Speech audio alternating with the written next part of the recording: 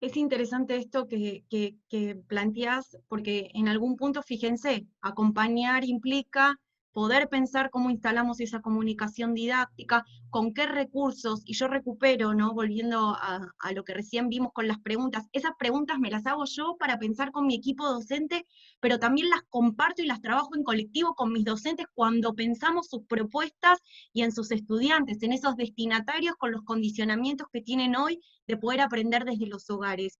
Y eso es lo que genera ese recurso, esa posibilidad de encuentro, esa comunicación, tener un contenido que, como decía recién Micaela, está centrado en los saberes, como decíamos antes, en recuperar aquello que ya sabemos, porque lo hemos hecho rodar en la cancha y bajo muchísimas circunstancias y conjugadas algunas improvisadas y otras que ya tenemos táctica o estrategia premeditada. Por lo tanto, las preguntas implica poder pensar en este tiempo cuáles son los espacios de reflexión para volver a generar encuentro con estas tres preguntas del para qué, qué y cómo que estoy haciendo con mis docentes. Y urge la necesidad, ahí nosotros ponemos, de que la discusión sobre estas tres preguntas implique romper con el modelo clásico tradicional, que en el aula funciona, subsiste, aunque sabemos también las consecuencias o el impacto que tiene, ¿no? Esta idea de poder aplicar, explicar, aplico un ejercicio y verificamos. Fíjense que acá ya está metida la nariz de la evaluación, ¿no? Como diciendo parte de este proceso, este mecanismo que volvemos a decir, en la presencialidad está agotado en algunas circunstancias, hoy, desde el nuevo contexto que tenemos, implica poder crear o ensayar, como dijimos, la pregunta sobre cómo, pensando nuevas configuraciones didácticas. Este concepto, ¿no? Que es conocido, que es trabajado en el campo de la didáctica, pero que nos remite a poder encontrar nuevas formas que nos den la posibilidad de seguir, como dijimos antes, enseñando y estando ahí. Hay una autora que habla, ¿no? En este tiempo de la didáctica en vivo, no porque lo que hacemos es improvisado, sino porque nos ajustamos a pensar el tiempo y el espacio real en el cual se tienen que poder configurar estas nuevas experiencias de aprendizaje. Y ahí la necesidad de poder pensar con otros y ensayar alternativas de nuevas ideas, nuevas lamparitas que en función de las preguntas que tenemos van surgiendo para poder pensar en conjunto la enseñanza. Fíjense que los espacios de reflexión, vuelvo a decir esto, no son espacios de asistencia personalizada, sino que son espacios colectivos de trabajo, donde frente a las preguntas y considerando las particularidades de cada uno de los grados, de cada uno de los ciclos, vamos encontrando o creando, diríamos, estrategias comunes. Y en esto nos lleva a pensar cómo los espacios de reflexión son los que fortalecen la idea de equipo, pero también la noción de comunidad. Porque son espacios que organizamos, diríamos, ¿qué hacemos en esos espacios? Recuperamos las experiencias. ¿Qué estamos construyendo? ¿Qué estamos haciendo? ¿Qué nos pasa con eso? ¿Qué nos sale bien y cuáles son los principales obturantes? Pensamos en este contexto cuáles son los cambios y continuidades que estamos viendo y evidenciando en las prácticas. ¿Qué podemos seguir sosteniendo, pero qué tuvimos que cambiar radicalmente? Y ahí hay algo del orden de la innovación, de la creación que empieza a surgir. Aquí es donde ponemos a rodar y a jugar, en términos visibles, los posicionamientos respecto a la enseñanza, y se ponen en juego las concepciones, las creencias formativas y también que se han reconstruido en el marco del desarrollo profesional. Y finalmente, en ese espacio, diríamos, en ese caldeamiento, es donde podemos empezar a no bajar, sino construir acuerdos pedagógicos didácticos.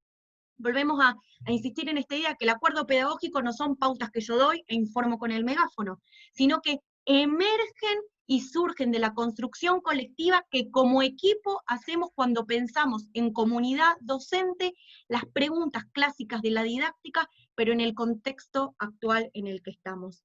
Y nos vamos a focalizar en algunas claves para instalar estas preguntas. La primera tiene que ver, ¿no?, con el para qué, ¿no? Bueno, en ese sentido, pensando, vuelvo un poco a decir lo mismo y sin ánimos de ser densas con esto, ¿no? Pero las preguntas ya son las clásicas. Si uno dijera, bueno, ¿por qué hay que volver a repensar en términos de para qué la enseñanza? Hay algo que está como subsistiendo y que nos está resonando mucho y tiene que ver con el, bueno, una desesperación de que nadie quede afuera. Y realmente ahí vuelve la pregunta acerca de, bueno, ¿cuál es la intencionalidad que ponemos en términos de lo pedagógico didáctico? No es todo lo que estamos haciendo para que nadie quede afuera, sino es primero por qué consideramos que nadie debe quedar afuera de la enseñanza. Y ahí podemos encontrar algunas pistas del para qué seguimos enseñando en este contexto, ¿no? Porque si la respuesta va a ser, tengo la mitad afuera, entonces no sigo enseñando, o sigo enseñando y qué hago con los de afuera, tiene que haber algo que nos permita como agruparnos en términos generales. Ese para qué nosotros lo entendemos como el paraguas más grande, ¿no? Donde ponemos el foco, diríamos, o bueno, acá donde damos el dardo en el centro, pero donde ponemos el foco en la intencionalidad pedagógica didáctica. Y algunas cuestiones que compartía también Noemí en el encuentro anterior tenían que ver con las tensiones que se van dando, ¿no? Uno podría pensar, bueno, ¿para qué? Para generar algo distinto en relación a las rutinas de aprendizaje, lo cual no implica hacer rutinario el aprendizaje. Generar rutinas de aprendizaje nos invita a pensar de que hay modos en los que podemos enseñar a otro a acceder, ¿no?, a las posibilidades que el aprendizaje invita.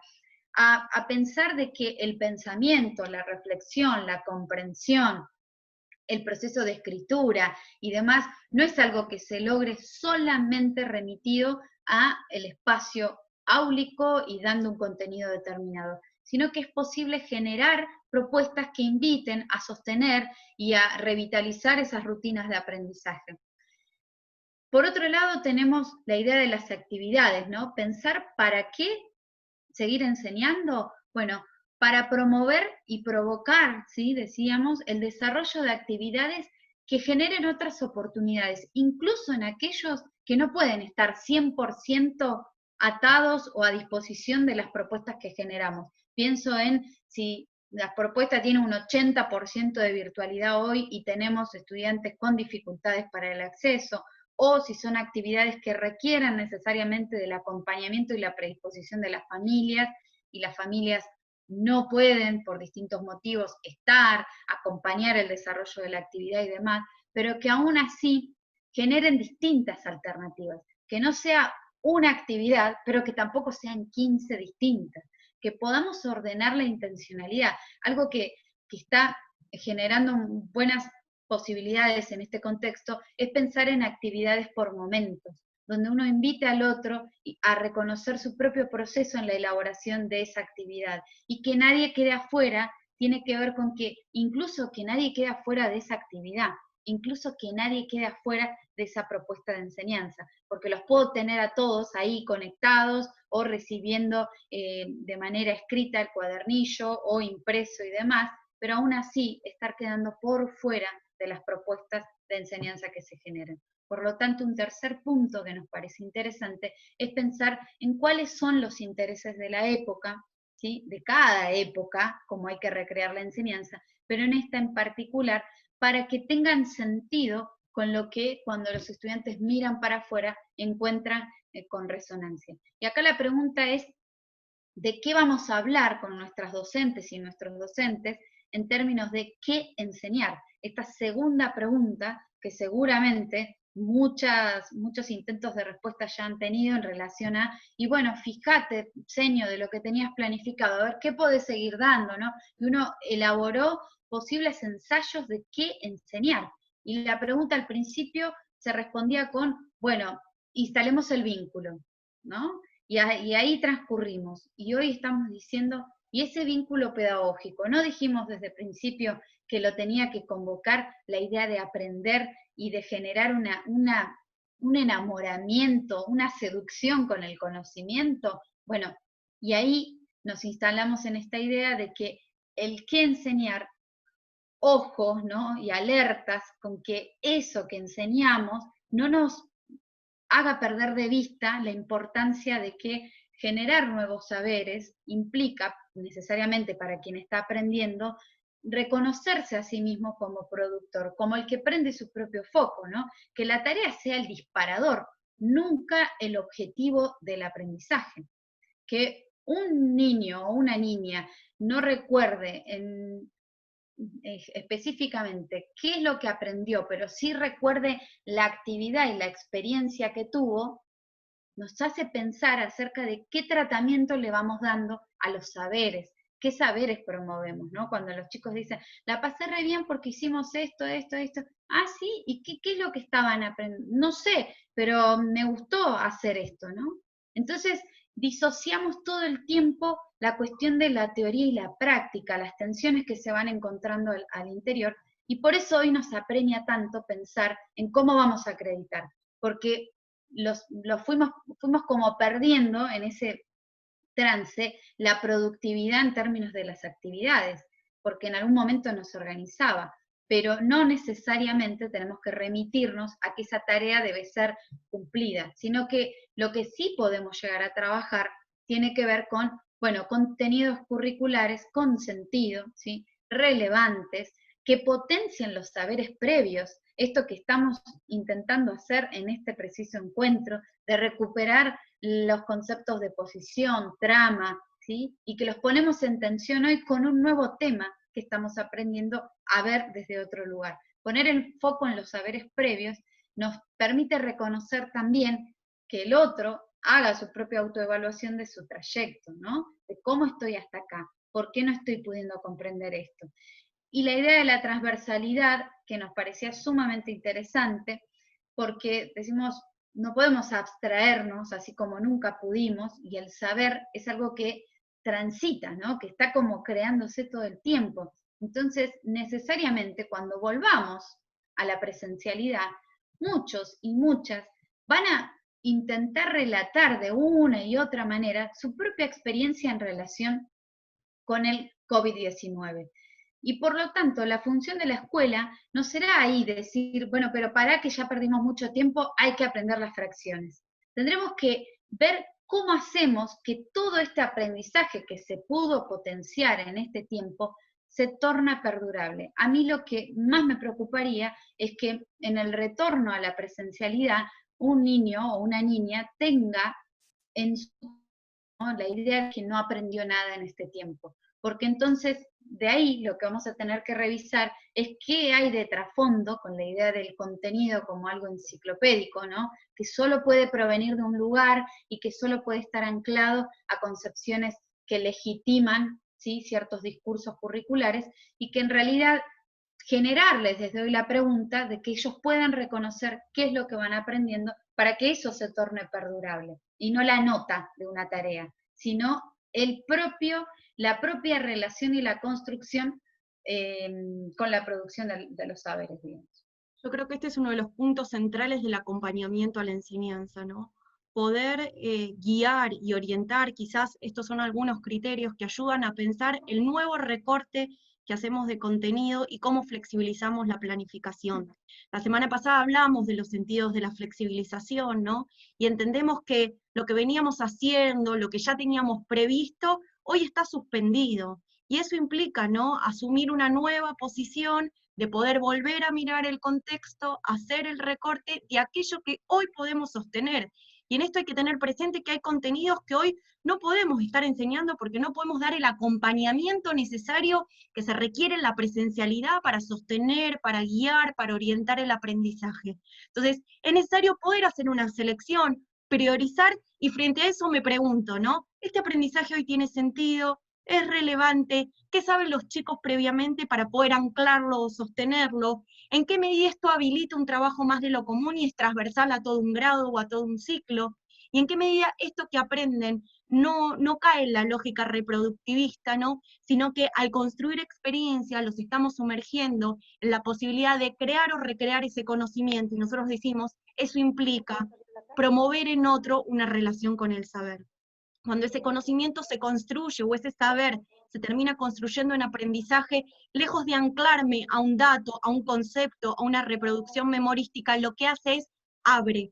La idea de llave implica poder abrir a otros conocimientos, a otras inquietudes y a otros intereses, y esa es la evidencia de que allí hubo experiencia pedagógica. Por lo tanto, entendemos que la pregunta sobre el qué es central para trabajar con los equipos docentes, ya que nos hace revisar nuestro diseño, nuestras planificaciones y nuestras programaciones con sentido institucional, pero también revisando cuáles son las necesidades que hoy tenemos. Fíjense que utilizamos imágenes fuertes, la idea de que esos contenidos abren, de que esos contenidos orientan, son brújula, redireccionan aquello que nuestros estudiantes, decíamos, necesitan en este tiempo. Y en este sentido hablamos de un concepto que es importante, que está en la bibliografía todo el tiempo, y es la democratización de la enseñanza. Y es que cuando revisamos esa selección de contenidos que hacemos, cuando las ajustamos y cuando flexibilizamos toda la propuesta didáctica en función de esa selección que trabajamos curricular, lo que estamos haciendo es ofreciendo desde la enseñanza igualdad de oportunidades para que otros puedan aprender. Entonces, es relevante esta idea, ¿no?, de la democratización, porque ahí está la necesidad, porque ahí está justamente esa enseñanza ajustada, situada, pensada, ¿no?, como dicen algunos autores que hablan de inclusión, a medida, como un traje a medida para aquel que necesita acercarse a tener una relación con el conocimiento. Esa relación no es inmediata, no es automática, no está dada, sino que implica construir estos andamiajes que, como dijimos, en primer lugar, están sustentados por la intencionalidad, pero en segundo lugar tienen que ver con el qué estamos poniendo sobre la mesa y ofreciendo al otro en términos, ¿no?, de banquete pedagógico. La última pregunta que decimos que es importante instalar en los espacios de reflexión con los equipos docentes tiene que ver con el cómo. Y lejos de, diríamos, tener un repertorio de tácticas o estrategias que damos como recomendación, volvemos a encontrarnos con el concepto de construcciones metodológicas. Este concepto que habla justamente de las creaciones que los docentes hacemos, de las propuestas de enseñanza, cuando en la cancha ponemos a rodar no solo la selección de ese contenido en tanto conocimiento validado, sino también la mirada sobre los sujetos y los contextos donde el aprendizaje tiene lugar. Habla entonces de que no hay un método, no va a haber un modelo, sino que habilitamos a pensar a los docentes cómo en este contexto estamos experimentando, ¿no?, didácticamente nuevas construcciones que nos hacen pensar la enseñanza situada y singular a las necesidades. Y tomamos 3 imágenes que nos parece importante que se instalen cuando se abren los debates respecto al cómo enseñar. La primera tiene que ver con pensar en socializar alternativas de la enseñanza, y traemos la imagen de un puente, el puente que conecta, el puente que une, el puente que da seguridad hacia el pasaje a otros lugares, ¿no? Esta idea de la necesidad de que haya espacios donde los docentes cuenten cuáles son las alternativas que hoy están construyendo cuando piensan la enseñanza. Pensamos en otra imagen que es la idea de estar conectados, pero de estar conectados dando señales. Cuando uno hoy mira cuáles son los principios reguladores o pautas para pensar la enseñanza en la virtualidad, se habla de la colaboración, del trabajo en redes o en la idea de comunidad, ¿no? ¿Por qué? Porque justamente hay algo que nos tiene que, diríamos, sustentar en este tiempo de construir alternativas, y es la colaboración. Esa idea, ese recurso, ese disparador que a mí se me ocurrió, tengo que ponerlo como al servicio de esa comunidad para que cada uno pueda construir sus propias alternativas. Y en este sentido, la tercera idea fuerza que para nosotros es importante es pensar que cuando estamos discutiendo sobre el cómo enseñar, no solo nos apoyamos, no solo, ¿no?, nos tendemos las ayudas, sino que lo que tenemos que propiciar es pensar cómo con eso que sucede orientamos a otros a pensar propuestas no aisladas, sino en clave institucional.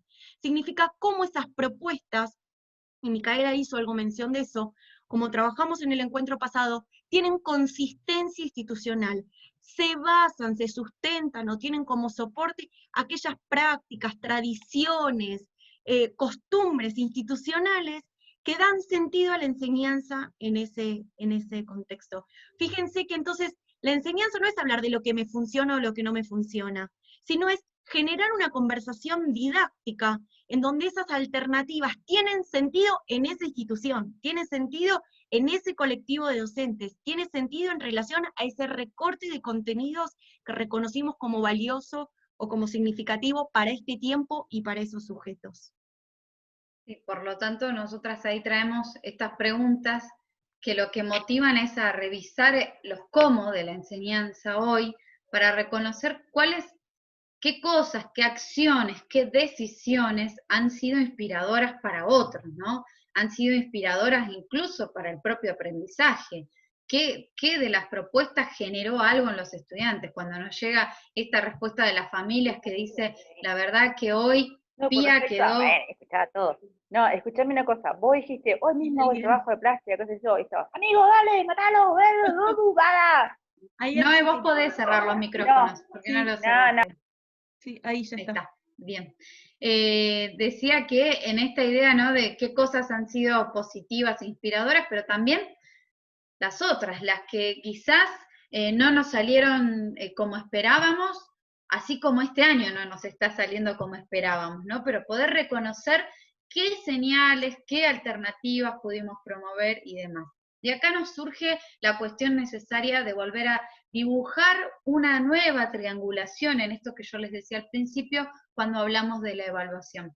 Fíjense que dijimos ambas son un proceso que están uno en el otro, ¿no? Enseñanza remite necesariamente a que ya está contemplando la evaluación.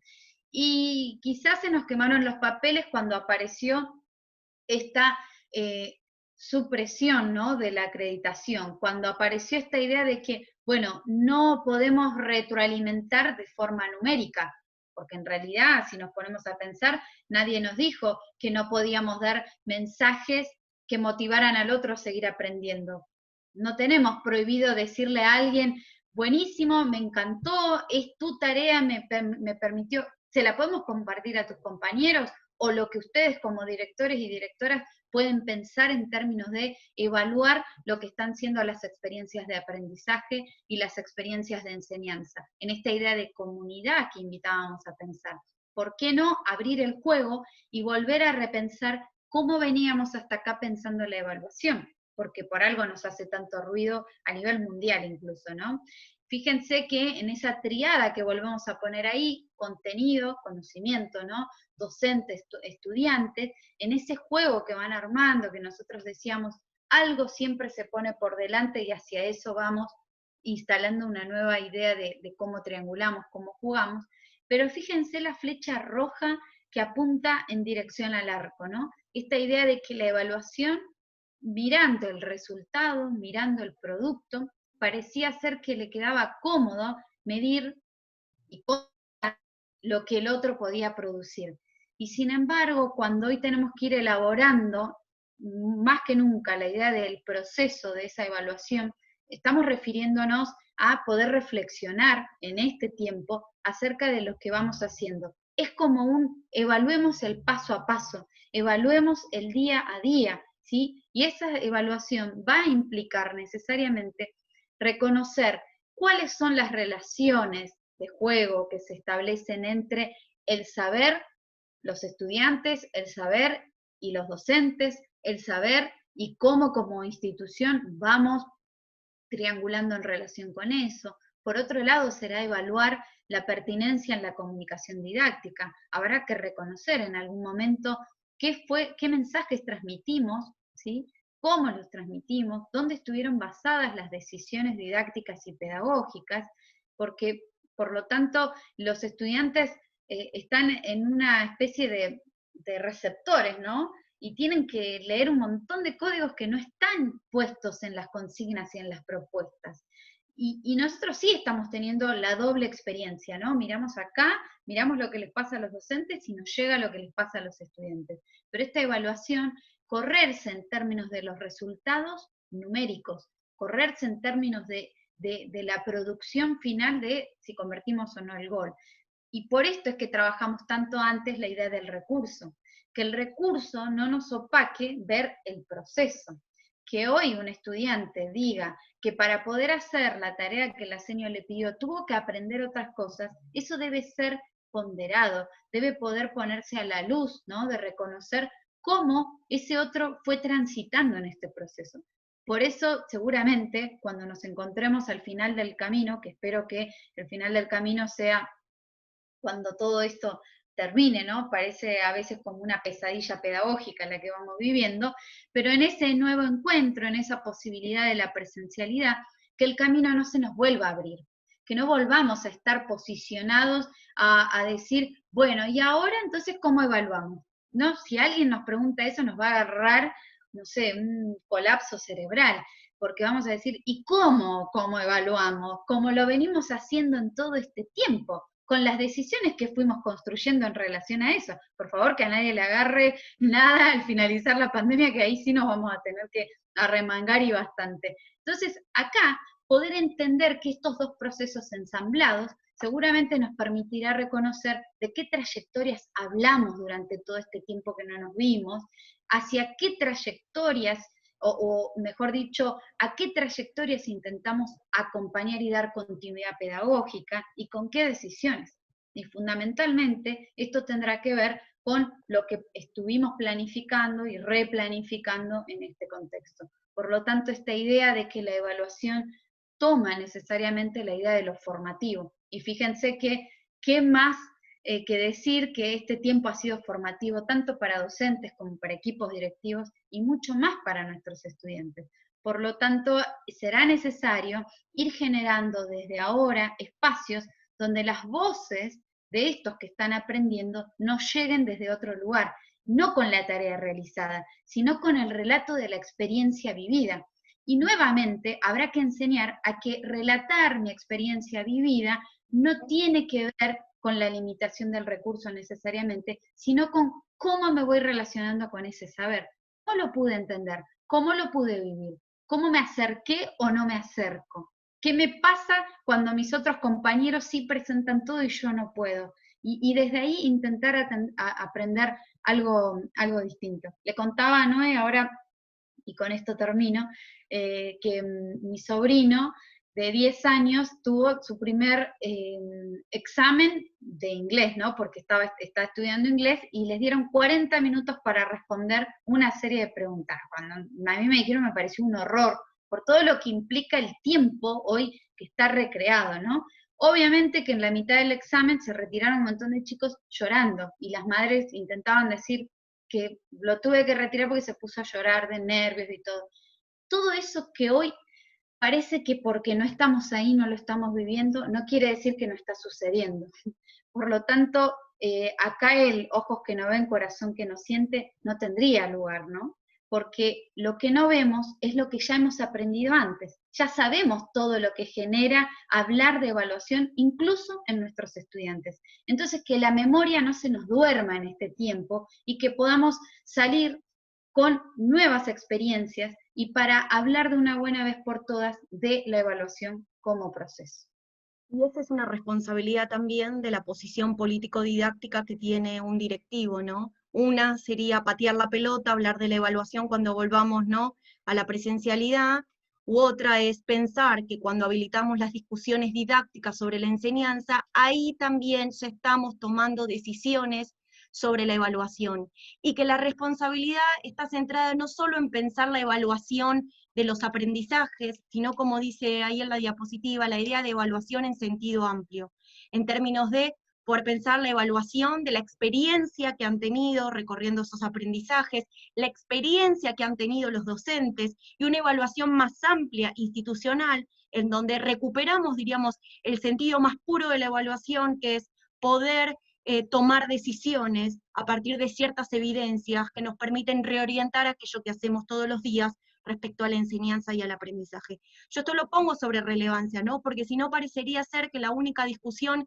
que está en juego es la evaluación para acreditar o la evaluación centrada en los aprendizajes. Y creo que el trabajo del director implica tener una mirada más amplia, más integral, diríamos, más recursiva de cómo estos procesos imbrincan, cómo se interrelacionan y cómo ya hemos tomado en estos meses decisiones sobre la evaluación cuando ajustamos todo el tiempo esas propuestas de enseñanza, reconociendo cómo los estudiantes, sus familias, incluso la comunidad de docentes, va dando respuesta a aquellas decisiones que vamos tomando. Digo, esto me parece que es clave para pensar.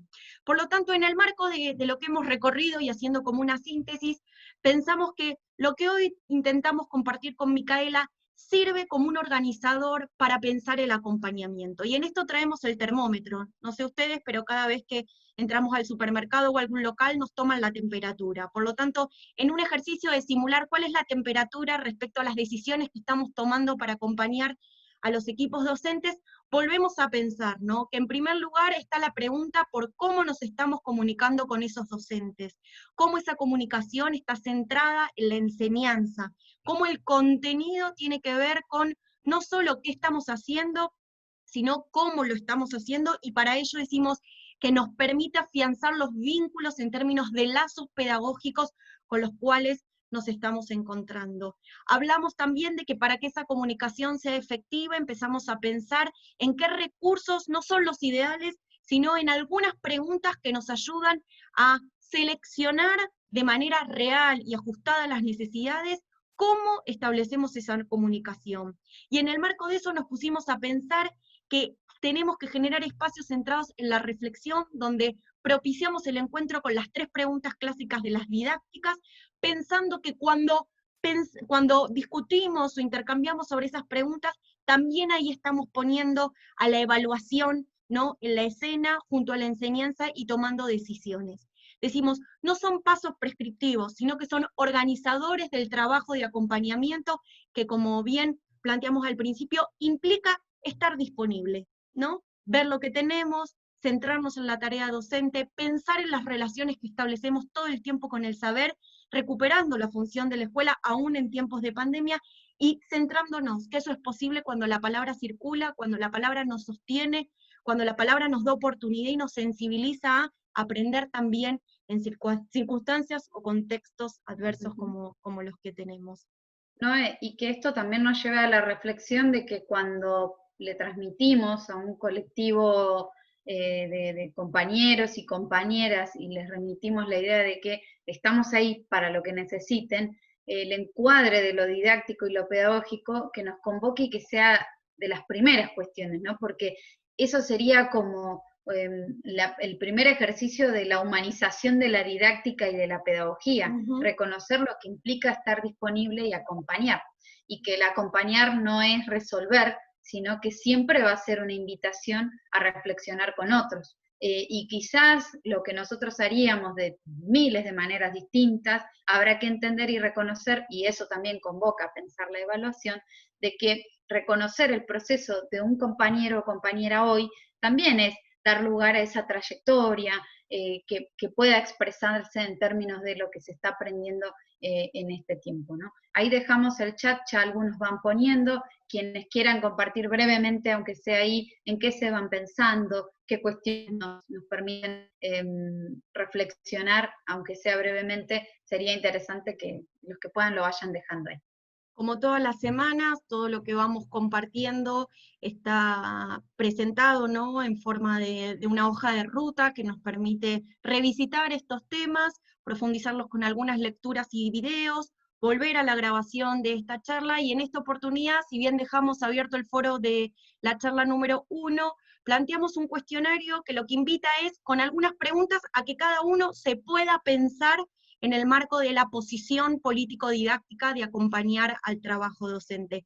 Es un ejercicio en donde lo que pretendemos es que esa pregunta me problematice, me interpele y trate de escribir aquello que estoy pudiendo hacer o que estoy pensando en hacer en el marco de mi trabajo como director.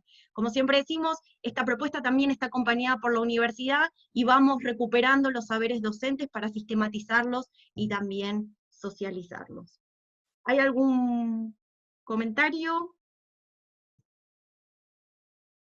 Sí, acá Luis compartía un poco esta idea de relatar la experiencia, ¿no?, de lo que vamos viviendo, y que el pensar en el cómo hacemos la tarea de la enseñanza nos aclara el para qué. Es muy interesante pensar en esta idea de qué vamos relatando, como dejando huella, algo de lo que traíamos en el encuentro anterior. Yo simplemente, bueno, volver a agradecer, siempre apuesto a los espacios que nos permitan pensar. Esta es una comunicación didáctica, esta es un ejemplo claro de continuidad en lo pedagógico y de un posicionamiento político al respecto. Por lo tanto, tendremos que aprender de nuestras propias experiencias, nunca mejor dicho, ¿no? De que no esperar a que otros nos digan cómo hacerlo, sino empezar a poner que el faro alumbre a lo nuestro, a lo que sí vamos haciendo, a lo que estamos haciendo, pero también con la condición necesaria de que la evaluación empiece por casa, digamos, ¿no? Que la evaluación empiece por estos lugares comunes, por esta posición que vamos construyendo y demás.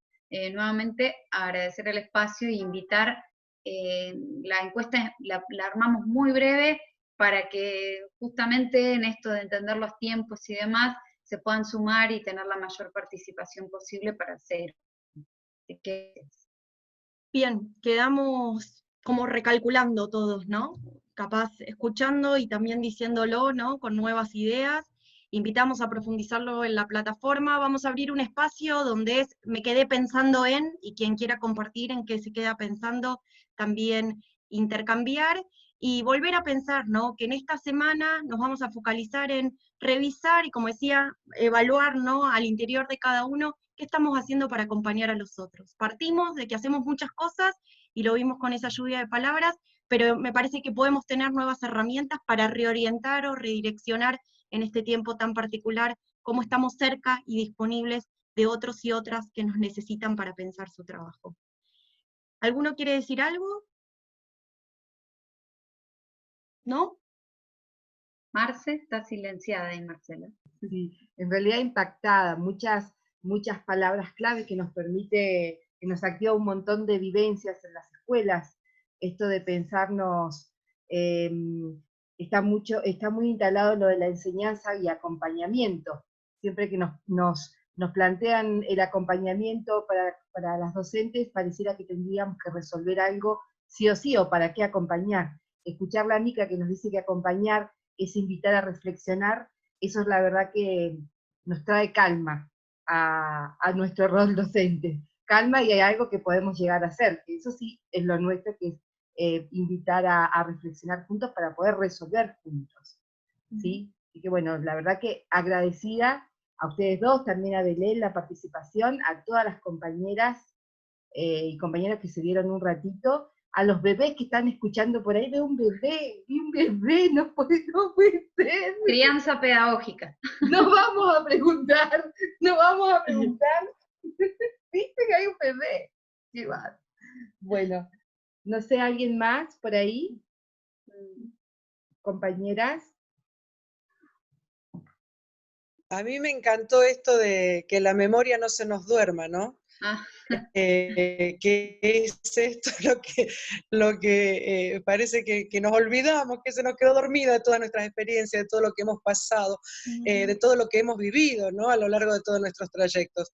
Así que bueno, agradecerles muchísimo este encuentro de hoy, sumamente rico, tal como el anterior, por supuesto, y bueno, invitarlos a todos a continuar, a vernos el próximo martes, con las mismas ganas y seguir sumando. Muchas gracias. Bueno. Y recordar que tenemos el apagón virtual. Bien, bien. Bueno, les mandamos un saludo a todos, que tengan una linda tarde y nos encontramos el martes que viene. Gracias, chao. Gracias. Chao. Muchas gracias, compañeras. Mica.